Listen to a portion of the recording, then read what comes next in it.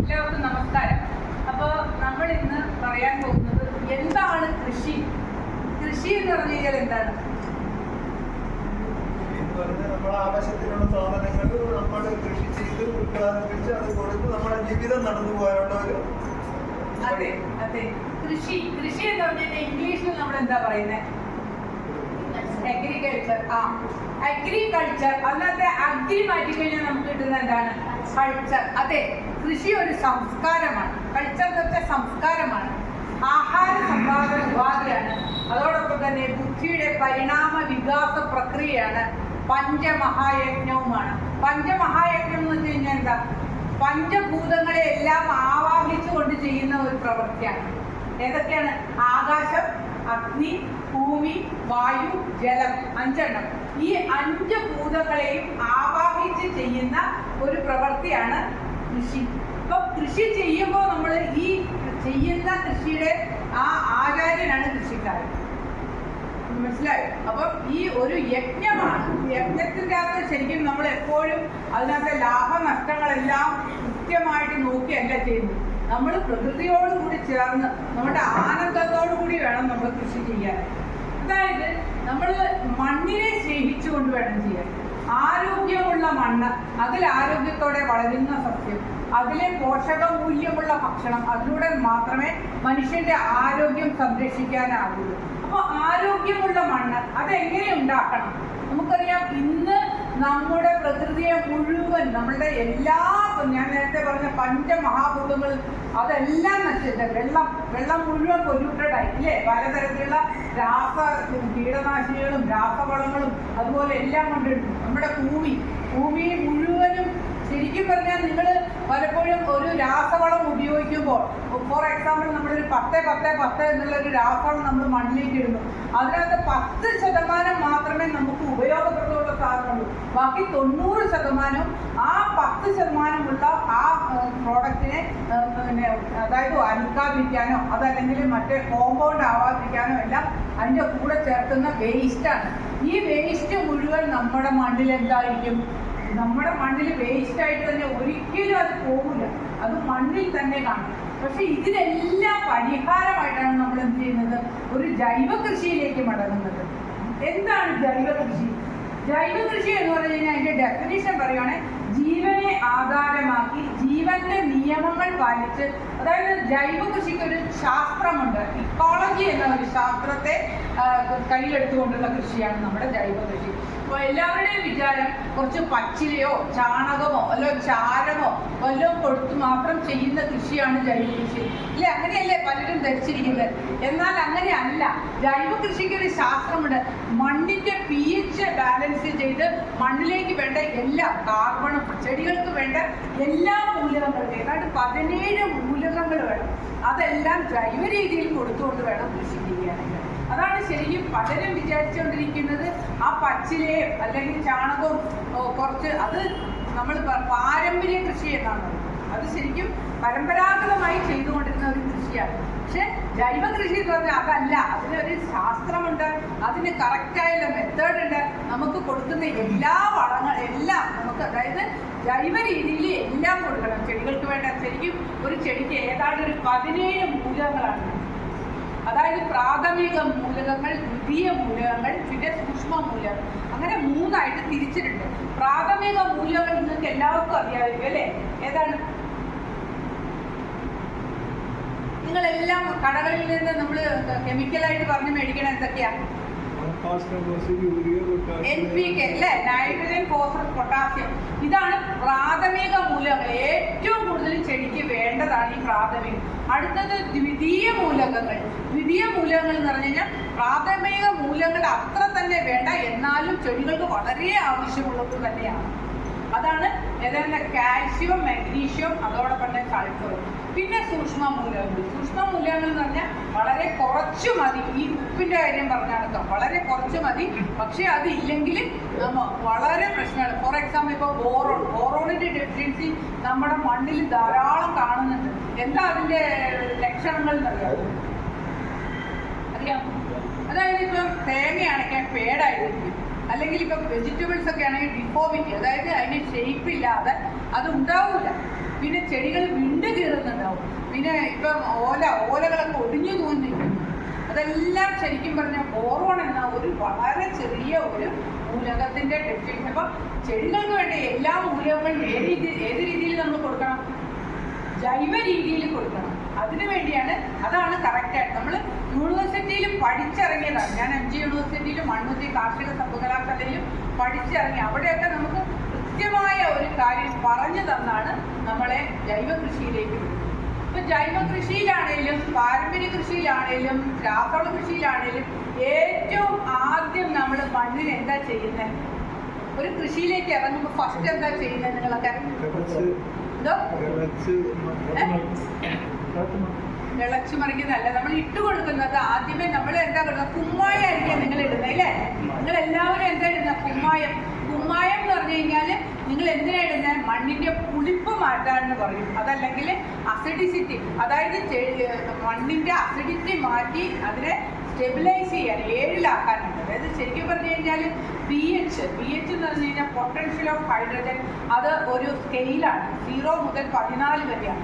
അതിൽ 7ആണ് സെൻട്രൽ നില. 7-ൽ നിന്ന് താഴോട്ട് പോകുന്തോറും ഏത് സബ്സ്റ്റൻസിൻ്റെയും എന്താണ് അസിഡിക് ആയി വരും, അതിൽ നിന്ന് മുകളിലേക്ക് പോകും ബേസായി വരും. അതോടൊപ്പം തന്നെ 7-ൽ നിലനിർത്തുക. ഇതിനു വേണ്ടിയാണ് നമ്മൾ നിങ്ങളെല്ലാവരും കൊടുത്തുകൊണ്ടിരുന്നത് എന്താണ്? കുമ്മായം. ഈ കുമ്മായം കൊടുക്കുന്നതുകൊണ്ടുള്ള ഒരുപാട് പ്രശ്നങ്ങളുണ്ട്. ജൈവ കൃഷിയിൽ ഏറ്റവും വലിയ ശരിക്കും പറഞ്ഞു കഴിഞ്ഞാൽ ഒരു വില്ലൻ തന്നെയാണ് കുമ്മായം. ഈ കുമ്മായം കൊടുക്കുന്നതുകൊണ്ടുള്ള ആദ്യത്തെ പ്രശ്നം എന്ന് പറഞ്ഞു കഴിഞ്ഞാൽ മണ്ണിൽ ഓൾറെഡി കിടക്കുന്ന വളമെല്ലാം നിർത്തിയിട്ട് വരും. നിങ്ങളോട് പറയാറില്ലേ കുമ്മായം കൊടുത്തു കഴിഞ്ഞാൽ എത്ര നാളിരിക്കാം? 15 ദിവസത്തിൽ ഇതുവരെ കൃഷി ചെയ്യാൻ പറ്റുള്ളൂ. അതെന്തുകൊണ്ടാണ്? ഓൾറെഡി ആ മണ്ണിൽ കിടക്കുന്ന എല്ലാ വളവും നിർവീര്യമായി പോകുന്നു ഫസ്റ്റ്. രണ്ടാമത്തെ കാര്യം, മണ്ണിലുള്ള സൂക്ഷ്മജീവികളെല്ലാം ചത്തുപോകും. മൂന്നാമത്തെ കാര്യം, ഇത് നമ്മൾ ഇട്ട് കൊടുത്തു കഴിഞ്ഞാൽ ഏതാണ്ട് ഒരു 45 ദിവസം വരെ ഉണ്ട്. നാലാമത്തെ കാര്യം, നമുക്ക് വേണ്ടത് 7ആണ്. ഇത് 7, 8, 9, 9-ലൊക്കെ പോയി പെട്ടെന്ന് വലിയ നമ്മുടെ മണ്ണ് എത്രയിലായിരുന്നു? ശരിക്കും പറഞ്ഞാൽ നമ്മുടെ മണ്ണ് എവിടെ നോക്കിയാലും 4.5-ഒക്കെയാണ് ശരിക്കും കിട്ടേണ്ടത് 7ആണ്. പക്ഷെ നമ്മൾ എവിടുന്ന് തുടങ്ങിയോ അവിടെ തന്നെ വന്ന് പെട്ടെന്ന് 45 ദിവസത്തിനുള്ളിൽ അവസാനിക്കുന്നു. മാത്രമല്ല നമ്മൾ pH നമ്മൾ ബാലൻസ് ചെയ്യാനായിട്ട് കുമ്മായം കൊടുത്തു കഴിഞ്ഞാൽ അത് 15 ദിവസം നമ്മൾ വെയിറ്റ് ചെയ്യുമ്പോൾ ചിലപ്പോൾ കാലാവസ്ഥ മാറിപ്പോകും. ഇങ്ങനെ ഒരുപാട് പ്രശ്നങ്ങളുമുണ്ട്. അതിന് പകരമായിട്ട് നമ്മൾ കൊടുക്കുന്നത് നമ്മുടെ മണ്ണിന്റെ pH ബാലൻസ് ചെയ്യാനായിട്ട് pH ബൂസ്റ്റർ എന്ന് പറഞ്ഞാൽ മറ്റൊന്നുമല്ല. ഞാൻ നേരത്തെ പറഞ്ഞ കുമ്മായം എന്ന് പറഞ്ഞാൽ കാൽസ്യം ഓക്സൈഡാണ്. അതിനകത്ത് കുറച്ച് വെള്ളം ചേർത്ത് പൊടിയാകുമ്പോൾ കാൽസ്യം ഹൈഡ്രോക്സൈഡാണ്. പക്ഷേ നമ്മുടെ pH ബൂസ്റ്റർ എന്ന് പറഞ്ഞു കഴിഞ്ഞാൽ കാൽസ്യം കാർബണേറ്റ് എന്ന് പറഞ്ഞു കഴിഞ്ഞാൽ നമുക്ക് വളത്തിന്റെ കൂടെ തന്നെ കിട്ടാം. ഒന്ന് മറ്റത് ഞാൻ പറഞ്ഞില്ലേ, മണ്ണിലെ സൂക്ഷ്മജീവികളും മണ്ണിലും ധാരാളം വളരും. മൂന്നാമത്തെ കാര്യം, pH കൂടത്തില്ല. 7-ൽ ചെന്നിട്ട് പിന്നെ അത് 7-ൽ തന്നെ നിലനിൽക്കും. പിന്നെ എപ്പോഴാണോ മണ്ണിന്റെ pH കുറയുന്നത് അപ്പം മാത്രമേ മണ്ണുമായി പ്രവർത്തിക്കുള്ളൂ. അതുവരെ ആ മണ്ണിൽ അങ്ങനെ കിടക്കും. മാത്രമല്ല 1-1.5 വർഷം വരെ അത് അവിടെ കിടക്കും. മണ്ണിലെയോ സൂക്ഷ്മജീവികളോ എല്ലാം ധാരാളം വളരുന്നു. ഇതെല്ലാം ഇതിൻ്റെതായ ബെനിഫിറ്റാണ്. അതോടൊപ്പം തന്നെ വളത്തിന്റെ കൂടെ തന്നെ നമുക്ക് ഇട്ട് കൊടുക്കാനും സാധിക്കും. അപ്പോൾ ഇതിൻ്റെ എല്ലാത്തിൻ്റെയും കൂടി എണ്ണം ഉള്ള എന്നാണ് pH ബൂസ്റ്റർ. pH ബൂസ്റ്റർ എന്ന് പറഞ്ഞാൽ കാൽസ്യം കാർബണേറ്റ്, അതായത് കടലിലെ മുരിങ്ങക്കക്ക പൊടിച്ച് അതിനകത്ത് ഓർഗാനിക് കാർബൺ ചേർത്ത് വരുന്നതാണ് pH ബൂസ്റ്റർ. ഈ pH ബൂസ്റ്റർ കൊടുക്കുന്നതുകൊണ്ടുള്ള ഗുണങ്ങളും ആ നമ്മുടെ കുമ്മായം കൊടുക്കുന്നതുകൊണ്ടുള്ള ഡിഫറൻസ് നിങ്ങൾക്ക് മനസ്സിലായി കാണുന്നു അല്ലേ? നമ്മൾ കേരളത്തിലെ മണ്ണ് നോക്കുമ്പോൾ എല്ലായിടത്തെയും pH 4.5. ഈ 4.5 എന്തിനാണ് നിങ്ങൾ ഈ pH നമ്മൾ കൂട്ടുന്നതിന് വെച്ച പ്രധാന കാരണം, നമ്മൾ ഇടുന്ന വളത്തെ ഒരിക്കലും ചെടി നേരിട്ടെടുക്കില്ല. ചെടികൾ ഒരിക്കലും നമ്മുടെ വളം ഇട്ടുകഴിഞ്ഞാൽ എടുക്കില്ല. എങ്ങനെയാ? അവിടെ കുറെ സൂക്ഷ്മജീവികളുണ്ട്. ഈ സൂക്ഷ്മജീവികൾ മണ്ണുമായിട്ട് പ്രവർത്തിച്ച് ആ ചെടികൾക്ക് കൊടുക്കത്തക്ക രീതിയിലാക്കി കൊടുക്കും. ആ സൂക്ഷ്മജീവികൾ വളരുന്നത് 7 എന്ന pH-ലാണ്. അതുകൊണ്ടാണ് നമ്മൾ എപ്പോഴും ഇഞ്ച് 7 ആക്കണം എന്ന് പറയുന്നത്. അല്ലാതെ ഇപ്പോൾ 5-ലോ 4.5-ലോ ഒക്കെ ഉള്ള pH-ൽ വളരുന്നത് എല്ലാം തന്നെ ഫംഗസ്, വൈറസ്, ബാക്ടീരിയ. ഒരു സെന്റ് സ്ഥലത്തിലേക്ക് 3.5 കിലോ എന്ന് പറഞ്ഞു. അത് നമ്മളിപ്പം ഇഞ്ചി അല്ലെങ്കിൽ മഞ്ഞൾ അതല്ലെങ്കിൽ നെല്ല് അങ്ങനെയൊക്കെ ഒരേപോലെ വിളയുന്നതിനാണ് ആ രീതിയിൽ. അല്ല, നമുക്കൊരു ചെടി നമ്മൾ ഒരു സ്ഥായി വിളകളായ തെങ്ങോ അല്ലോ കവുങ്ങോ അതുപോലെയുള്ളതൊക്കെയാണ് നമ്മൾ കൊടുക്കുന്നെങ്കിൽ ആദ്യം pH ടെസ്റ്റ് ചെയ്യുക. ടെസ്റ്റ് ചെയ്തിട്ട് അതുമായിട്ട് ബന്ധപ്പെട്ട് നമ്മൾ pH എത്രയാണോ സ്റ്റെപ്പിൽ, ഇപ്പോൾ ഫോർ എക്സാമ്പിൾ ഒരു 4.5 ഒക്കെ ഉള്ള ഒരു തെങ്ങിൻ ചോട്ടിലേക്കാണെങ്കിൽ നമ്മളൊരു 3 കിലോ എങ്കിലും pH കൂട്ടിട്ട് കൊടുക്കണം. നമ്മൾ കക്കാപ്പൊടി അഥവാ കാൽസ്യം കാർബണേറ്റ് ഇത് നമ്മൾ ശരിക്കും ഞാൻ പറയുവാണെങ്കിൽ കുമ്മായം നമ്മൾ ഒരു കൈകൊണ്ട് എടുക്കാൻ പറ്റുമോ? ഇല്ല, ചൂടാണ്. ഈ ചൂട് നമ്മളൊരു വിളയുടെ ചോട്ടിലേക്ക് ഇടുമ്പോൾ പലപ്പോഴും അതിൻ്റെ വേരുകൾ വെന്തു പോകുന്നുണ്ട്. ഈ വെന്തു പോകുന്ന വേരിൽ കൂടിയാണ് ഏറ്റവും കൂടുതൽ ഫംഗസ് ചെടികളിലേക്ക് കയറുന്നത്. ഫംഗസ് കുറിച്ച് അറിയാമോ? ചെടികൾ മഞ്ഞടിച്ചു പോകും, അതല്ലെങ്കിൽ തന്നെ ചിലതിൽ പലതരത്തിലുള്ള ഫംഗസ്. ഇതൊക്കെ പ്രശ്നങ്ങളും എന്തുകൊണ്ടാണ്?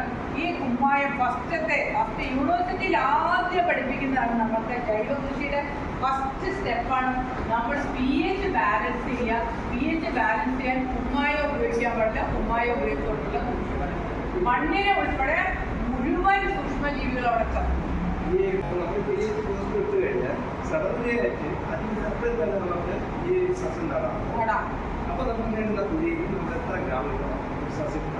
അതായത് പച്ചമുളകിലേക്ക് നമുക്ക് ഒരു കുറച്ചിട്ടാൽ മതി. അതാണ് ഞാൻ പറഞ്ഞത്, pH ബൂസ്റ്റർ ഇടണമെങ്കിൽ ആ pH നോക്കണം. സാധാരണഗതിയിൽ നമുക്ക് 4.5 ഒക്കെ ഉള്ള സ്ഥലത്തൊക്കെ ആണെങ്കിൽ നമുക്ക് 100 ഗ്രാം ഇടാം. ഇനിയിപ്പോൾ നിങ്ങളുടെ മണ്ണിൽ pH കൂടുതലുണ്ടെങ്കിൽ അത്രയും കുറവിട്ടാൽ മതി. ഇനി അതിനേലും കുറവ് ഇപ്പോൾ 3.5 ഒക്കെ ഉള്ള സ്ഥലമുണ്ട്, അതാണെങ്കിൽ കൂടുതലിടാം. ഇത് വേരി ചെയ്തിരിക്കും. ഓക്കെ, അപ്പോൾ pH എന്ന് പറഞ്ഞു കഴിഞ്ഞാൽ ഞാൻ പറഞ്ഞു വന്നത് pH ബാലൻസ് ചെയ്യാനായിട്ട് pH ബൂസ്റ്റർ. ഇപ്പൊ രണ്ടാമത് നമ്മൾ മണ്ണിൽ വേണ്ടത് ഏറ്റവും കൂടുതൽ ഓർഗാനിക് കാർബൺ. ഓർഗാനിക് കാർബൺ എന്ന് പറഞ്ഞാൽ മറ്റൊന്നുമല്ല, നമ്മുടെ മണ്ണിൽ കറുപ്പ് നിറം തരുന്നതാണ് ഓർഗാനിക് കാർബൺ. ഓർഗാനിക് കാർബൺ എന്ന് പറഞ്ഞാൽ സസ്യജാലങ്ങളുടെ അവശിഷ്ടങ്ങളും അവ തന്നെയും ജീവജാലങ്ങളുടെ ഉച്ഛിഷ്ടങ്ങളും അവ തന്നെയും മണ്ണിൽ അടിഞ്ഞു ചേരുന്നതാണ് ഓർഗാനിക് കാർബൺ. അത് എത്രത്തോളം മണ്ണിലുണ്ടാകുന്നോ അത്രയും മണ്ണ് ഫെർട്ടൈലാവും. ഫെർട്ടൈൽ മീൻസ് അത് വളക്കൂറുള്ളതായിരിക്കും.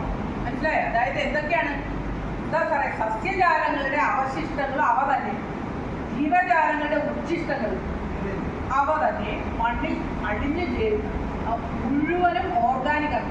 അത് മണ്ണിൽ നമുക്ക് ശരിക്കും പറഞ്ഞു കഴിഞ്ഞാൽ ഒരു 8 ഒക്കെ കൊണ്ടുവരാൻ പറ്റും, 0.8 വരെയൊക്കെ കൊണ്ടുവരാൻ പറ്റിയ മണ്ണിൽ നനയ്ക്കുക പോലും വേണ്ട, അത്രയ്ക്ക് ഓഞ്ചിയായിരിക്കും മണ്ണ്. നമ്മുടെ മണ്ണിലൊക്കെ 0.1 താഴെയായിട്ടുള്ളത്. അതുകൊണ്ടാണ് മണ്ണ് എപ്പോഴും കല്ല് പോലെ ഇരിക്കുന്നത്. ഓർഗാനിക് കാർബൺ എത്രത്തോളം മണ്ണിലുണ്ടോ അത്രയും മണ്ണിൽ വെള്ളത്തെ പിടിച്ചു വെക്കാൻ പറ്റുന്നു, സൂക്ഷ്മജീവികൾക്ക് അവിടെ വളരാൻ പറ്റുന്നു. ഏറ്റവും ഗുണമെന്ന് വെച്ചാൽ വേരുകൾ ആഴത്തിലേക്ക് പോകാൻ പറ്റും. ശരിക്കും പറഞ്ഞാൽ രാസകൃഷി ചെയ്യുമ്പോഴത്തെ ഏറ്റവും വലിയ പ്രശ്നം എന്താ? ഈ മണ്ണ് കല്ല് പോലെയാവും. മണ്ണ് കല്ല് പോലെ ആവുന്നതിന്റെ പ്രധാന കാരണം എന്താ? അവിടെ ഈ പറയുന്ന പോലെ ഓർഗാനിക് കാർബൺ ഇല്ല. അതോടൊപ്പം തന്നെ മണ്ണിൽ സൂക്ഷ്മജീവികൾക്ക് വളരാനുള്ള സൂക്ഷ്മജീവികൾ മണ്ണിൽ വളരുമ്പോൾ എങ്ങനെയാ മണ്ണ് ഇളകുന്നതെന്ന് നിങ്ങൾക്കറിയാം. അതായത് ഇപ്പൊ ഫോർ എക്സാമ്പിൾ കർഷകന്റെ വിത്ത് ആരാണ്? മണ്ണിര. ഈ മണ്ണിര ഓരോ തവണയും മുകളിലേക്കും താഴേക്കും മുകളിലേക്കും താഴേക്കും പോകുമ്പോൾ ആ മണ്ണിനൊരു ഇളക്കം ഉണ്ടാവുമായിരുന്നു. അവിടെ എയർ കയറുന്നു, അവിടെ ഇളക്കം ഉണ്ടാവും. അതോടൊപ്പം തന്നെ നമുക്ക് ശരിക്കും പറഞ്ഞാൽ യൂണിവേഴ്സിറ്റിയിലൊക്കെ എപ്പോഴും പറയുന്ന ഒരു കാര്യം, മണ്ണ് നമ്മൾ ഇളക്കാൻ പാടില്ല, മണ്ണ് ഇളകുകയാണ്. ഇളകുന്നത് എങ്ങനെയാണ്? ഈ സൂക്ഷ്മജീവികളും അതോടൊപ്പം തന്നെ ഈ മണ്ണിരകളും മണ്ണിൽ വളരുന്നു. എത്രത്തോളം മണ്ണിൽ വളരുന്നു അത്രത്തോളം ഓർഗാനിക് കാർബൺ മണ്ണിൽ ഉണ്ടാവുകയും അവിടെ ഏറ്റവും നന്നായിട്ട് നല്ല രീതിയിൽ വളർത്തുള്ള മണ്ണാവും. ഇപ്പോൾ രണ്ടാമത് ഞാൻ പറഞ്ഞത് ഏതാണ്? Organic carbon. ഇനിയും ചെടികൾക്ക് പ്രോട്ടീൻ വേണം. എന്തിനാ പ്രോട്ടീൻ? പ്രോട്ടീൻ എന്ന് പറഞ്ഞു കഴിഞ്ഞാൽ മറ്റൊന്നല്ല, നമ്മൾ പിണ്ണാക്കുകളിൽ നിന്നെല്ലാം കിട്ടുന്നതാണ് ഈ പ്രോട്ടീൻ. ഈ പ്രോട്ടീൻ മണ്ണിൽ കൊടുത്താൽ ചെടികൾ മൂത്ത് കായാവുന്നു. നമ്മൾ ജൈവ രീതിയിലെ കാര്യം അതാണ് പലതരം പിണ്ണാക്കുകൾ മണ്ണിലേക്ക് കൊടുക്കുക. അതോടൊപ്പം തന്നെ കഴിയുന്നിടത്തോളം നമുക്ക് മണ്ണിലേക്ക് മഗ്നീഷ്യം കൊടുക്കണം. അതുപോലെ തന്നെ യൂറിയ എന്ന് വെച്ചാൽ എന്താ? പല ജീവജാലങ്ങളുടെയും മൂത്രത്തിൽ നിന്നും അല്ലെങ്കിൽ നമുക്കറിയാം ഈ പക്ഷികളുടെ കാഷ്ടം ശ്രദ്ധിച്ചാൽ അറിയാം, അതിന്റെ ഒരു പോർഷൻ ഒരു വൈറ്റ്, അത് കോൺസെൻട്രേറ്റഡ് യൂറിയ. അതുപോലെ അതെല്ലാം മണ്ണിൽ കൊടുത്ത് മണ്ണിനെ ഏറ്റവും മാക്സിമം എന്താക്കണം? ഫർട്ടൈലാക്കണം. അപ്പൊ ഇതുപോലെയുള്ള എല്ലാ മൂലകങ്ങളും ഞാൻ പറഞ്ഞല്ലോ, ഒരു ചെടിക്ക് വേണ്ട 17 മൂലകങ്ങളും അതിൻ്റെതായ രീതി അനുപാതത്തിൽ ഉണ്ടാക്കിയിരിക്കുന്ന ഒരു വളമാണ് ബയോ പവർ. മനസ്സിലായോ? ഇതിപ്പോൾ യൂണിവേഴ്സിറ്റിയിൽ അയാളുടെ മേൽനോട്ടത്തിലാണ് നമ്മളിത് ഉണ്ടാക്കി കൊടുക്കുന്നത്. വളരെ എഫക്റ്റീവാണ് ബയോ പവർ. ഇത് ഇട്ട് കൊടുക്കുമ്പോൾ മണ്ണ് വളരെയധികം ഞാൻ നേരത്തെ പറഞ്ഞ പോലെ ഇളക്കമുള്ളതാവുന്നു, സൂക്ഷ്മജീവികൾ വളരുന്നു, അതോടൊപ്പം തന്നെ മണ്ണിര വളരുന്നു, ചെടികളിൽ ധാരാളം വേരുകൾ പുതിയതായിട്ടുണ്ടാവുന്നു, ഉള്ള വേരുകൾ ആഴത്തിൽ പോകുന്നു, വെള്ളത്തെ പിടിച്ചു വെക്കാൻ പറ്റുന്നു. ഏറ്റവും ഇതെന്ന് പറഞ്ഞു കഴിഞ്ഞാൽ മണ്ണിൽ നമുക്ക് ആ ചെടിക്ക് വളരാനുള്ള ഒരു എക്കോ സിസ്റ്റം അവിടെ ഉണ്ടാവും. ബയോ പവറൊക്കെ ഇവിടെ തരും. അപ്പം ഈ ബയോ പവറും അതോടൊപ്പം തന്നെ ഭൂമിത്ര എന്ന് പറയുന്ന ഒരു വളവും ഇത് തന്നെയാണ് ചെടികൾക്ക് വേണ്ട. ഓർഗാനിക് കാർബൺ ആണ് അതിൻ്റെ ഫണ്ടമെന്റലായിട്ട്. ഓർഗാനിക് കാർബൺ എന്ന് പറഞ്ഞാൽ ഈ കാർബൺ എന്നൊക്കെ നിങ്ങൾ കേട്ടാലും അത് ഞാൻ നേരത്തെ പറഞ്ഞ പോലെ അത് ഈ നിങ്ങൾ മാക്സിമം എല്ലാം മണ്ണിലേക്ക് ഇട്ട് കൊടുക്കുക. കത്തിക്കരുത് കേട്ടോ, കത്തിക്കരുത്. നമ്മളെന്നറിയാം, ഒരു ഇല നമ്മൾ കത്തിച്ചു കഴിഞ്ഞാൽ അതിൽ നിന്ന് 2 തരം ഊർജ്ജം പുറത്തോട്ട് പോകുന്നതാണ്. ഒന്ന് പ്രകാശോർജ്ജം, വെളിച്ചം കിട്ടുന്നില്ലേ. രണ്ടാമത്തെ തന്നെ താപോർജ്ജം, ചൂട് കിട്ടുന്നുണ്ട്. അപ്പൊ ഈ 2 ഊർജവും ആ ഒരു ഇലയിലുണ്ട്. ആക്ച്വലി അതുണ്ട്. അത് നമ്മൾ മണ്ണിൽ കൊടുക്കുവാണെങ്കിൽ അത് മണ്ണിൽ ആ ഊർജം മണ്ണിലുണ്ടാവും. പക്ഷേ നമ്മളത് കത്തിച്ചാൽ അത് 2 ഊർജമായിട്ട് വേസ്റ്റായി പോവുക ചെയ്യും. അപ്പോൾ ഒരിക്കലും ഒന്നും നമ്മൾ കത്തിക്കരുത്. മാക്സിമം അത് കമ്പോസ്റ്റ് ആക്കി ചെടികളുടെ വിളകളുടെ ചുവട്ടിൽ ഇട്ടുകൊടുക്കുക. അതോടൊപ്പം തന്നെ വേറൊരു കാര്യം ഞാൻ പറയാനുള്ളത്, ഒരു കാരണവശാലും സൂര്യപ്രകാശം വേസ്റ്റ് ആക്കാൻ പാടില്ല. സൂര്യപ്രകാശത്തെ നമുക്ക് പിടിച്ചെടുക്കാൻ പറ്റിയ ഭൂമിയിൽ ഒരേ ഒരു കാര്യമുള്ളൂ, പിടിച്ചെടുക്കുന്നത് ആരാ? സസ്യങ്ങൾ അവരുടെ ഇലകൾ കൊണ്ട് ഇങ്ങനെ നിൽക്കും. അവർ നിന്നിട്ട് സൂര്യന്റെ പ്രകാശം വലിച്ചെടുത്ത് അത് ആഹാരം പാചകം, പ്രകാശ സംശ്ലേഷണം വേണ്ടി ആഹാരം പാകം ചെയ്ത് നമ്മുടെ മണ്ണിലേക്ക് കൊടുക്കുക. അവസാനം അത് അതിൻ്റെ കാലശേഷം അപ്പോൾ നമ്മുടെ മണ്ണ് തപ്പില്ല. അപ്പോൾ മാക്സിമം നമ്മൾ എവിടെയെങ്കിലും വിളയോ അതല്ലെങ്കിൽ നമ്മുടെ കളയോ ആണെങ്കിലും വേണ്ടില്ല, നമ്മുടെ മണ്ണിൽ ഒരു മണ്ണിനെ നേരിട്ട് സൂര്യപ്രകാശം ഏൽക്കാത്ത രീതിയിൽ കളയോ വിളയോ പിടിച്ചിട്ട് എന്നിട്ട് കളകളെ വെട്ടി വിളയുടെ ചോട്ടിലിട്ട് കൊടുക്കുക. മനസ്സിലായോ? അതാണ് മെത്തേഡ്. വിളയുടെ ചോട്ടിലെ പിഴുത് കളയുക. കളകൾ മറ്റേതും നമ്മൾ കളനാശിനിയൊന്നും അടിക്കാൻ പാടില്ല കേട്ടോ. ചെടി എല്ലാം ഇതിൻ്റെ ചോട്ടിലിട്ട് കൊടുത്ത് മണ്ണിനെ ഏറ്റവും കൂടുതൽ ആരോഗ്യമുള്ള, അതായത് ഞാൻ നേരത്തെ പറഞ്ഞ ആരോഗ്യമുള്ള മണ്ണ്, അതിൽ ആരോഗ്യത്തോടെ വളരുന്ന സസ്യം, അതിലെ പോഷകമൂല്യമുള്ള ഭക്ഷണം. നമുക്കറിയാം, ഇന്ന് വേൾഡ് ഹെൽത്ത് ഓർഗനൈസേഷൻ ശുപാർശ ചെയ്തിരിക്കുന്ന എല്ലാ ചികിത്സാ സംവിധാനങ്ങളും നമുക്കുണ്ട് ഇല്ലേ? ആയുർവേദമുണ്ട്, അലോപ്പതി ഉണ്ട്, യുനാനി ഉണ്ട്, ഹോമിയോപ്പതി ഉണ്ട്, പ്രകൃതി ചികിത്സയുണ്ട്, ഇങ്ങനെ എല്ലാം ഉണ്ട്. എങ്കിലും ഏതെങ്കിലും ഒരു വീട്ടിലെങ്കിലും ഒരു രോഗിയെങ്കിലും ഇല്ലാത്തതായിട്ടില്ല ഉണ്ടോ? ചികിത്സാ സംവിധാനങ്ങൾ കൂടുതലാണ്, ചികിത്സാ രീതികൾ എല്ലായിടത്തും ഹോസ്പിറ്റലുകളാണ് ഇല്ലേ? ഓരോ പഞ്ചായത്ത് വഴിയിലും ഹെൽത്ത് സെൻ്റർ ഉണ്ട്, ഓരോ ജില്ലയിലും ജില്ലാതലത്തിൽ മെഡിക്കൽ കോളേജുകളുണ്ട്, റഫറൽ ഹോസ്പിറ്റലുകളുണ്ട്, പ്രൈവറ്റ് തരത്തിലുണ്ട്. അതോടൊപ്പം തന്നെ ഇതെല്ലാം ആയുർവേദത്തിലും എല്ലാം കൂടി വരും. പക്ഷെ അസുഖമുള്ളവരുടെ എണ്ണം കൂടുകയാണ് കുറയുക. അസുഖങ്ങൾ കൂടി. ഇതെല്ലാത്തിൻ്റെയും പ്രധാന കാരണം നമ്മുടെ അന്നമാണ്. മനസ്സിലായോ? അപ്പൊ അന്നം എന്താണ് സാറേ? അന്നം എന്താണ്? കഴിക്കുന്നതാണ് കഴിക്കുന്ന ആഹാരം. ഒരു പറഞ്ഞു, അതായത് അന്നം എന്ന് പറഞ്ഞു കഴിഞ്ഞാൽ നാം കഴിക്കുന്ന ഭക്ഷണം, നാം കുടിക്കുന്ന വെള്ളം, നാം ശ്വസിക്കുന്ന വായു, നാം കേൾക്കുന്ന ശബ്ദം, ഇതെല്ലാം അന്നമാണ്. കണ്ടോ? നമ്മുടെ ശരീരത്തിൽ ആവശ്യമാണ്. ഇതെല്ലാം അന്നമാണ്. അപ്പം ഇതെല്ലാം ശുദ്ധമായിരിക്കണം. മനസ്സിലായോ?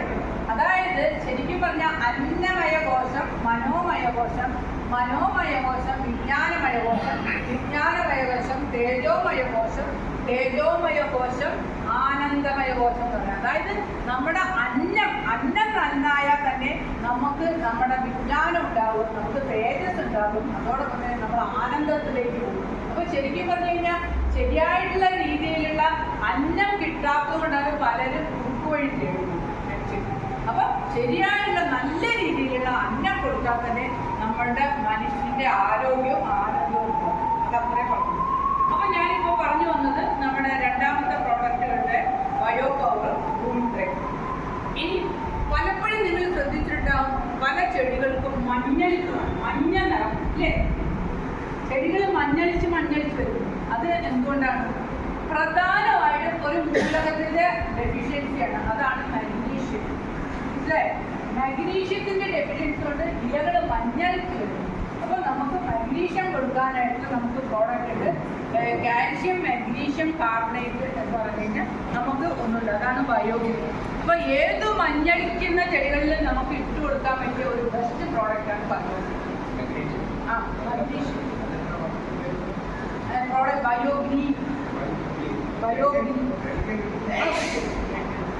അപ്പൊ ഈ ബയോഗ്രീൻ നമ്മൾ മണ്ണിലേക്ക് ഇട്ട് കൊടുത്താൽ ഈ നരച്ചിരിക്കുന്നത് അല്ലെങ്കിൽ മഞ്ഞളിച്ചിരിക്കുന്ന ഏത് ചെടിയും നല്ല രീതിയിൽ പച്ചപ്പാവുകയും പെട്ടെന്ന് തന്നെ ചെടി പ്രകാശ സർക്കുലേഷൻ നടക്കാനായിട്ട് പച്ചപ്പെടും. ഹരിതകമാണ് ഏറ്റവും കൂടുതൽ വേര് വരാനായിട്ടുള്ള ഒരു പ്രോഡക്റ്റ്.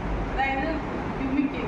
ഏത് ചെടിക്കും ഏറ്റവും നമുക്കറിയാം, നമുക്ക് ഒരു വായിൽ പുണ്ണ് വന്നാൽ കുറച്ച് മുമ്പിൽ കൊണ്ട് ബിരിയാണി വെച്ചാൽ തിന്നാൻ പറ്റുമോ? ഇല്ല. കാരണം എന്താ? നമുക്ക് പറ്റില്ല. അതുപോലെ തന്നെയാണ് ചെടികളുടെ വേര്. ചെടികൾക്ക് ശക്തമായ വേരുകൾ ഉണ്ടെങ്കിൽ മാത്രമേ ചെടികൾക്ക് വളർത്തിയെടുക്കാൻ പറ്റുള്ളൂ. അപ്പം ചെടികളിലേക്ക് ശക്തമായ വേരുകൾ വരാനായിട്ട് കൊടുക്കുന്ന ക്യൂബിക്ക് കൊടുക്കണം. അത് ഓർഗാനിക് ആയിട്ട് കൊടുക്കുന്നതാണ് ക്യൂബിക്ക്. പിന്നെ ചെടി തന്നെ നല്ല രീതിയിൽ വളരാനായിട്ട് കൊടുക്കുന്നതാണ് പൾപ്പിക്ക്. പിന്നെ നേരത്തെ സാറ് പറഞ്ഞ പോലെ ചെടികൾക്ക് സൂക്ഷ്മ മൂലകങ്ങളുടെ ഡെഫിഷ്യൻസി വരുമ്പോഴാണ് ചെടികളുടെ ഇത് അങ്ങോട്ട് ഇങ്ങനെ ഇരിക്കുക, അങ്ങനെ ഇരിക്കുക. അതോടൊപ്പം തന്നെ അത് മാത്രവുമല്ല, ഈ കായീച്ച എന്ന് പറഞ്ഞാൽ ഒരു പ്രത്യേക തരം ഈച്ചയുണ്ട്. അത് തുടക്കത്തിലെ, അതായത് പോളിനേഷൻ കഴിഞ്ഞ ഉടനെ തന്നെ ഈ കായീച്ചകൾ വന്ന് ഇതിനെ കുത്തും. ഈ കുത്തുമ്പോഴത്തേക്കും അതിൻ്റെ നീര് വലിച്ചു കൊടുക്കുകയും ആ ഭാഗം ഇങ്ങനെ വളഞ്ഞു പോവുകയും ചെയ്യും. അതാണ് അവിടുത്തെ വേറെ കാര്യം. അപ്പോൾ സൂക്ഷ്മ മൂലകങ്ങളുടെ ഡെഫിഷ്യൻസി കൊണ്ടും അങ്ങനെ വരും. അപ്പോൾ ചെടികളിൽ സൂക്ഷ്മ മൂലകങ്ങൾ കൊടുക്കാനായിട്ട് നമുക്ക് കൊടുക്കുന്നതാണ് സീവീഡ് ജെല്ല്. പിന്നെ പല ചെടികളും വലുതായി നിന്നാലും പൂക്കത്തില്ല, പൂക്കാതെ നിൽക്കുക. ചെടികളിൽ പെട്ടെന്ന് പൂക്കൾ ഉണ്ടാകാനായിട്ട് കൊടുക്കുന്നതാണ് അമിനോ. അമിനോ എന്ന് പറഞ്ഞാൽ പ്രോട്ടീനാണ്. നിങ്ങൾക്കറിയില്ല, എഗ് അമിനോ ആസിഡ് എന്നൊക്കെ കേട്ടിട്ടില്ലേ? Egg amino acid. അതായത് ഈ അമിനോ നമ്മൾ കൊടുത്തു കഴിഞ്ഞാൽ ചെടി നിറച്ചു പൂക്കും. പക്ഷേ പൂത്താലും പൂക്കളെല്ലാം കായാവില്ല. കാരണം ആ ചെടിയിലേക്ക് ആ പൂക്കളെ കായാക്കാനുള്ള മൂലകങ്ങളും സൂക്ഷ്മ മൂലകങ്ങളും ചെടിയിലുണ്ടെങ്കിൽ മാത്രം അത് കായാവും, അല്ലെങ്കിൽ അതെല്ലാം ഒഴിഞ്ഞു. അപ്പം അതിനുവേണ്ടി നമ്മൾ കൊടുക്കുന്നതാണ് നമ്മുടെ സൂക്ഷ്മ മൂലകങ്ങളുടെ കൂട്ടാണ് സീവീഡ്. അതായത് കടലിലെ ഒരു പ്രത്യേകതരം പായലുണ്ട്. ആ പായലിനകത്ത് എല്ലാവിധ സൂക്ഷ്മ മൂലകങ്ങളും ഉണ്ടായിട്ട് കണ്ടുപിടിച്ചു. അത് സീവീഡ് ജെൽ. സീവീഡ്. അപ്പൊ ഈ സീവീഡ് ജെല്ല് നമ്മൾ ഒരു പൂത്ത ചെടിയിലേക്ക് കൊടുക്കുകയാണെങ്കിൽ ആ പൂക്കളെല്ലാം ഒഴിയാതെ ഒരു 70% പൂക്കൾ കായായിട്ട് സ്പ്രേ ആയിട്ട് കൊടുക്കാൻ ചോട്ടിൽ ഒഴിച്ചു കൊടുക്കാം. സീവീഡ് ജെല്ല് 5 ml 1 ലിറ്റർ വെള്ളം എന്നുള്ള റേഷ്യോയിൽ കലക്കിയിട്ട് ചോട്ടിൽ ഒഴിച്ചു കൊടുക്കുക. 3 ml 1 ലിറ്റർ വെള്ളം എന്നുള്ള റേഷ്യോയിൽ സ്പ്രേ ചെയ്ത് കൊടുക്കുക. അപ്പം അതാണ് സൂക്ഷ്മ മൂലകങ്ങളുടെ പൂക്കൾ. അത് തന്നെ നമുക്ക് ഡ്രഞ്ചിങ് അമിനോ എന്ന് പറഞ്ഞാൽ പൂക്കാനുള്ളത് പൂ പൊഴിയാതിരിക്കാനായിട്ടുള്ള ലിക്വിഡാ.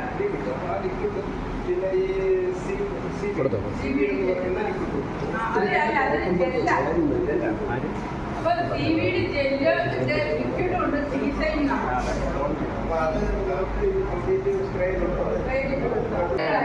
ഇനിയിപ്പം ഒരു ചെടിയിൽ നിറഞ്ഞ പൂക്കളും കായകളും നിറയെ ഉണ്ടാകാനായിട്ട് നമുക്ക് കൊടുക്കാൻ പറ്റിയ 2 പ്രോഡക്റ്റാണ് ബയോ ഗ്രോത്തും ബയോ സ്ട്രൈക്കും. ബയോ ഗ്രോത്ത്, ബയോ സ്ട്രൈക്ക് ഏത് ചെടിയിലും, പച്ചമുളകോ ഏത് കരിവേപ്പിലയോ ഏത് ചെടിയിലും bio growth 5 ml, bio strike 5 ml, രണ്ടും കൂടി ബയോ സ്ട്രൈക്ക്. ബയോ ഗ്രോത്തും ബയോ സ്ട്രൈക്കും 5 ml വീതം 1 ലിറ്റർ വെള്ളത്തിൽ കലക്കി ചെടി മുഴുവനായിട്ട് കുളിപ്പിച്ച് സ്പ്രേ ചെയ്യുക. ഇപ്പൊ പച്ചക്കറിക്കൊക്കെ ആണെങ്കിൽ 3 ml വെച്ച് മതി. എല്ലാ ആഴ്ചയും സ്പ്രേ ചെയ്യുക. ഫലവൃക്ഷങ്ങളുടെ ഒക്കെ 5 ml.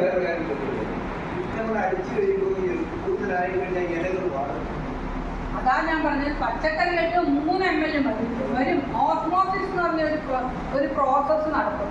ഓസ്മോസിസ് എന്ന് പറഞ്ഞു കഴിഞ്ഞാൽ സാന്ദ്രത കൂടിയ സ്ഥലത്തേക്ക് സാന്ദ്രത കുറഞ്ഞ സ്ഥലത്ത് നിന്ന് വലിച്ചെടുക്കും. അതുകൊണ്ടാണ് അങ്ങനെ നടക്കുന്നത്. അതൊന്നും വരില്ല. അത് വരാതിരിക്കാനായിട്ട് bio growth 3 ml, bio strike 3 ml 1 litre വെള്ളം എന്ന അനുപാതത്തിൽ കലക്കും. ബയോ ഗ്രോത്തും ബയോസ്ട്രൈക്കും 5 ml വെച്ച് 1 ലിറ്റർ വെള്ളത്തിൽ കലക്കി വലിയ ചെടികൾക്ക്, അതായത് ഫ്രൂട്ട് പ്ലാന്റ്സിനൊക്കെ കൊടുക്കുമ്പോൾ നമുക്കിപ്പോൾ റംബൂട്ടാൻ, മാങ്ങയൊക്കെ, മാവൊക്കെ പൂക്കാതെ നിൽക്കുന്നതാണ് നോക്കുക. ഒരിക്കലും പൂക്കാതെ ചുമ്മാ നിൽക്കുന്നതിന് ഇത് 3 തവണ 15 ദിവസം ഇടവിട്ടിട്ട് 100% പൂക്കും.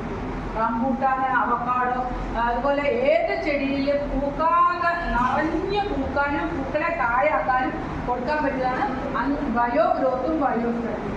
പിന്നെ പച്ചക്കറിക്കൊക്കെ ഏത് പച്ചക്കറിയും നമുക്ക് ഒരുപാട് പച്ചക്കറി, വെണ്ടാരത്തിന്, നമുക്ക് കാവൽ, കപ്പടവലം, ഇല്ലേ, ഏത് പച്ചക്കറികളിലും പെട്ടെന്ന് കായാവും. പെട്ടെന്ന് കായാകാനായിട്ട് ഈ 2 നിന്നും 3 ml വളരെ കുറച്ച് 1 ലിറ്റർ വെള്ളം എന്ന അനുപാതത്തിൽ കലക്കി അങ്ങ് കുളിപ്പിച്ച് സ്പ്രേ ചെയ്തത്. അത് എല്ലാ ആഴ്ചയിലും ഒക്കെ ചെയ്തേക്കുക. വില കൂടുതലൊന്നുമില്ല, വളരെ. അതല്ലേ എന്താ ഗുണമെന്നറിയാവോ? നമ്മൾ മണ്ണിലേക്ക് ഒരു വളം ഇട്ട് കൊടുത്തു കഴിഞ്ഞാൽ അതിൻ്റെ ഏതാണ്ട് ഒരു 40% ചെടി എടുക്കുള്ളൂ.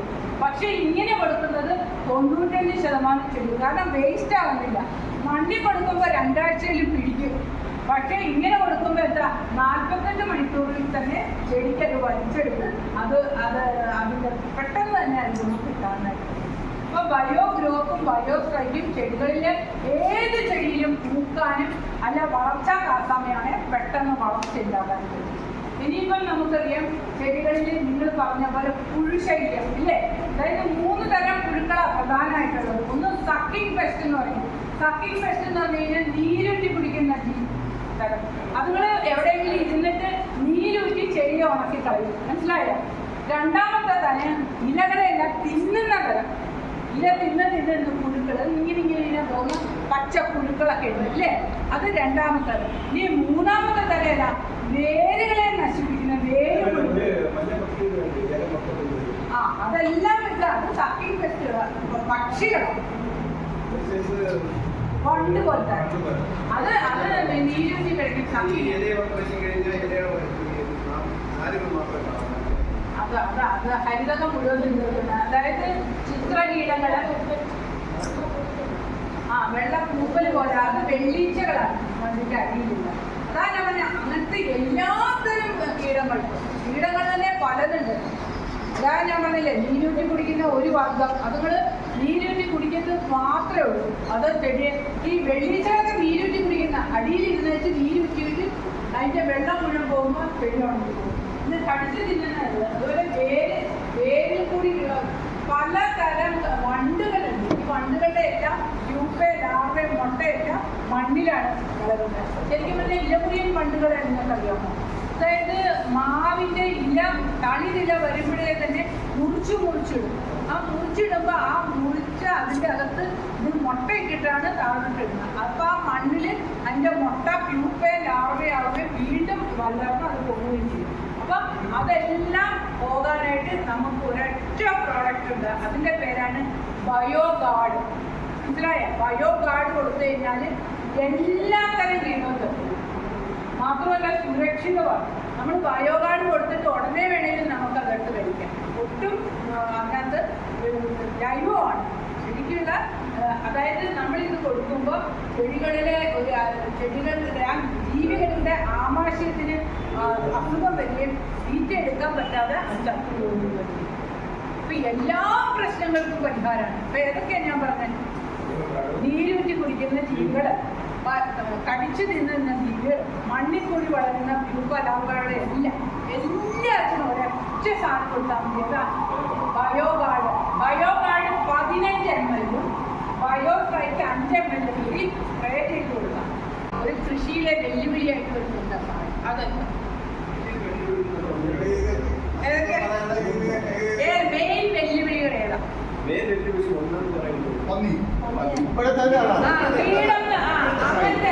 പ്രധാനമായിട്ട് പറയാം കീടം എന്ന് ഞാൻ പറയാം. പിന്നെ അടുത്തല്ല ചെടികൾക്ക് വരുന്ന രോഗം. അതായത് ഒരു ചെടിക്ക് വരുന്ന പ്രശ്നങ്ങളിൽ ഏറ്റവും പ്രധാനം രോഗവും കീടവും ഇല്ലാതിരുന്നാൽ തന്നെ നമുക്ക് എല്ലാ ചെടികളെയും നല്ല രീതിയിൽ വളർത്താൻ പറ്റും ഇല്ലേ? അപ്പൊ രോഗത്തിന് പരിഹാരം ഞാനിപ്പോ അടുത്ത പറയാൻ പോകുന്നു. കീടത്തിന്റെ ഞാനിപ്പോ പറഞ്ഞു തരും. ഇപ്പൊ രോഗം വന്നാൽ അതായത് ഏറ്റവും പ്രധാനം ബാക്ടീരിയയും ഫംഗസും ആണ് രോഗങ്ങൾ. തക്കാളി ചെടിയെ നിങ്ങൾ ശ്രദ്ധിച്ചിട്ടുണ്ടോ? നിറച്ച് പൂവായിട്ട് പെട്ടെന്ന് ഉണങ്ങിപ്പോകുന്ന ശ്രദ്ധിച്ചിട്ടുണ്ടോ? ഇല്ല, വഴുതന, മുളക് ഇല്ലേ? ഇതൊക്കെ കണ്ടിട്ടില്ലേ?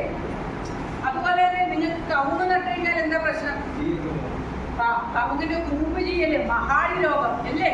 ഇതെല്ലാം പലതരത്തിലുള്ള ഞാൻ നേരത്തെ പറഞ്ഞ pH കുറഞ്ഞ മണ്ണിൽ വളരുന്ന ഫംഗസുകളുടെയൊക്കെ പ്രശ്നങ്ങളാണ്. ഇപ്പൊ ഫംഗസുകളും ബാക്ടീരിയകളും പ്രശ്നങ്ങൾ ഉണ്ടാക്കുന്നുണ്ട്. ഇതിന് പരിഹാരമായിട്ടാണ് നമ്മുടെ ക്യൂർ പ്രസ് കേട്ടോ. അതെല്ലാം തരാം, നോൺ വറി അബൌട്ട്. ഓക്കെ. അപ്പൊ ഈ ക്യൂർ പ്ലസ് ഇനിയിപ്പോ സാർ എഴുതി കാണുമ്പോൾ ആ ലേഡി അന്നേരം ക്യൂർ പ്ലസ് പറഞ്ഞല്ലോ, അത് കിട്ടും. അപ്പം ഈ ക്യൂർ പ്ലസ് നമ്മൾ കൊടുക്കണം 10 ml മതി. ശരിക്കും ഇപ്പം ഏറ്റവും പ്രശ്നമായിട്ട് ഒരുപാട് പേരുടെ ഇഞ്ചി കൃഷിയിൽ മഞ്ഞളിച്ച് മുഴുവൻ നശിച്ചു പോകുന്നുണ്ട് ഇല്ലേ? അതൊക്കെ ഫംഗസാണ്. അപ്പൊ അതുമാതിരിയുള്ള ഈ ഫംഗസുകൾക്ക് എല്ലാം പരിഹാരമായിട്ട് കൊടുക്കുന്നതാണ് ക്യൂർ പ്ലസ്. 10 ml 1 ലിറ്റർ വെള്ളത്തിൽ കലക്കിയിട്ട് നമ്മൾ ചോട്ടിൽ ഒഴിച്ചു കൊടുക്കുക, അതോടൊപ്പം തന്നെ സ്പ്രേ ചെയ്ത് കൊടുക്കുക. എല്ലാത്തിനും മരുന്ന് പറഞ്ഞു. ശേഷം നമ്മളിപ്പോൾ ഒരു വയലിൽ ഒരു 50 കൂട് പയർ കിട്ടും, 50 പയർ, 15 കൂട് പയറും മഞ്ഞളിച്ച് പഴുത്ത് പോവുകയാണ്. അത് കൃഷിയാക്കി ചെന്ന് പറയുക, അവർ നോക്കിയാൽ അവർ പറയുന്നത് ഇതിനെ കട്ട് ചെയ്ത് വേറെ എടുത്തുകൊണ്ട് കളയാം, മരുന്നില്ലെന്നാണ് പറയുന്നത്. കൃഷിയുടെ തുടക്കം മുതൽ ഇതേപോലെ മണ്ണിന്റെ pH ബാലൻസ് ചെയ്തിട്ട് നമ്മൾ നല്ല രീതിയിൽ വളമിട്ട് തുടങ്ങുക. ഇടയ്ക്ക് ഞാൻ പറഞ്ഞ ക്യൂർ പ്ലസ് അടിച്ചാൽ 100%. ക്യൂർ പ്ലസ് എന്ന് പറഞ്ഞു കഴിഞ്ഞാൽ എന്താണ്? നമുക്ക് വരുന്ന എല്ലാവിധ രോഗങ്ങളും, അതായത് ഞാൻ പറഞ്ഞ ബാക്ടീരിയ, വാട്ടം, ഫംഗസ് പോലുള്ള പ്രശ്നം ഇതിനെല്ലാം മാറ്റുന്നതാണ് ക്യൂർ പ്ലസ്. പിന്നെ നമുക്കറിയാം നമ്മളുടെ അന്തരീക്ഷത്തിൽ 78% നൈട്രജൻ ഉണ്ട്. അറിയോ? 78% നൈട്രജൻ. ഇത് മുഴുവൻ വെറുതെ പോകുക. ഈ അന്തരീക്ഷത്തിലെ ഈ നൈട്രജനെ യൗഗീകരിച്ച് മണ്ണിൽ കൊടുക്കാൻ ചില ജീവികൾക്ക് പറ്റും. ഒന്നും ചെയ്യണ്ട, അവരെ നമ്മൾ മണ്ണിൽ വളർത്തിയാൽ മതി. അറിയാമായിരുന്നോ സാർ? പലർക്കും അറിയാൻ പാടില്ലാത്തവർ നമ്മൾ വീണ്ടും മണ്ണിൽ അന്തരീക്ഷത്തിൽ നിറയുള്ള നൈട്രജൻ അവിടെ കടന്നിട്ട് പിന്നെ നമ്മൾ കെമിക്കൽ യൂറിയ കൊണ്ട് കുറേ ഇട്ട് കൊടുക്കുക. ഇങ്ങനെ കൊടുക്കേണ്ട കാര്യമില്ല. ഇതിനെ ഇവിടെ വളർത്തിയാൽ മതി. പയറിലുണ്ടതുണ്ട്, എല്ലാത്തിലും ഇടാം. ഏത് പയറിലുണ്ട് അതല്ലേ റൈസോബിയം എന്ന് പറയും. അതൊരു ഇതാണ് ബാക്ടീരിയ. ആ പയറ് ചെടിയുടെ വേരിലുണ്ട്. അതോടൊപ്പം തന്നെ മണ്ണിൽ തന്നെ നമുക്ക് ചെടികളിലെല്ലാം കൊടുക്കാൻ പറ്റിയ സാധനങ്ങളാണ്. അത് നൈട്രജന്റെ ഉണ്ട്, പിന്നെ ഫോസ്ഫറസിന്റെ ഉണ്ട്. നമുക്കറിയാം നമ്മുടെ മണ്ണിൽ ധാരാളം ഫോസ്ഫറസ് ഉണ്ട് കേട്ടോ. പക്ഷെ അത് ചെടികൾക്ക് എടുക്കാൻ പറ്റുന്ന രീതിയിലല്ല, അലേയമായിട്ടാണ് കിടക്കുന്നത്. അതിനെ ലയിപ്പിച്ച് ചെടികൾക്ക് കൊടുക്കാൻ പറ്റുന്ന സാധനം. അതോടൊപ്പം തന്നെ പൊട്ടാസ്യം എന്ന് പറഞ്ഞു കഴിഞ്ഞാൽ അവിടെ ഇവിടെ എല്ലാം ധാരാളം പൊട്ടാസ്യം ഉണ്ട്. പക്ഷെ പൊട്ടാസ്യത്തിന് ചെടികളുടെ ചോട്ടിലേക്ക് കൊടുക്കാൻ പറ്റണം. അപ്പം നൈട്രജനെയും ഫോസ്ഫറസിനെയും പൊട്ടാസ്യത്തിനെയും ചെടികൾക്ക് കൊടുക്കാൻ പറ്റിയ ഒരൊറ്റ പ്രോഡക്റ്റ് ഉണ്ട് നമുക്ക്. അതാണ് SPCയുടെ ബയോ ഓർഗാനിക് ഫോഴ്സ്. ഈ ബയോ ഓർഗാനിക് ഫോഴ്സ് വളരെ കുറച്ച് മതി. 10 ml 1 ലിറ്റർ വെള്ളത്തിൽ കലക്കിയിട്ട് നമ്മൾ ജൈവവളത്തിന്റെ കൂടെയോ മണ്ണിൽ കൊടുക്കണം. മണ്ണിൽ നമ്മൾ കൊടുക്കുക. നിങ്ങൾ പിന്നെ ഒന്നും അറിയണ്ട, ഇവര് അന്തരീക്ഷത്തിലുള്ള നൈട്രജനെ മണ്ണിലേക്ക് കൊടുത്തോളൂ, അല്ലെങ്കിൽ അതേമായിട്ട് എടുക്കുന്ന ഫോസ്ഫറസിനെ ലയിപ്പിച്ച് ചെടികൾക്ക് കൊടുക്കും, അല്ലെങ്കിൽ പൊട്ടാസ്യത്തിനെ കൊടുത്തോളൂ.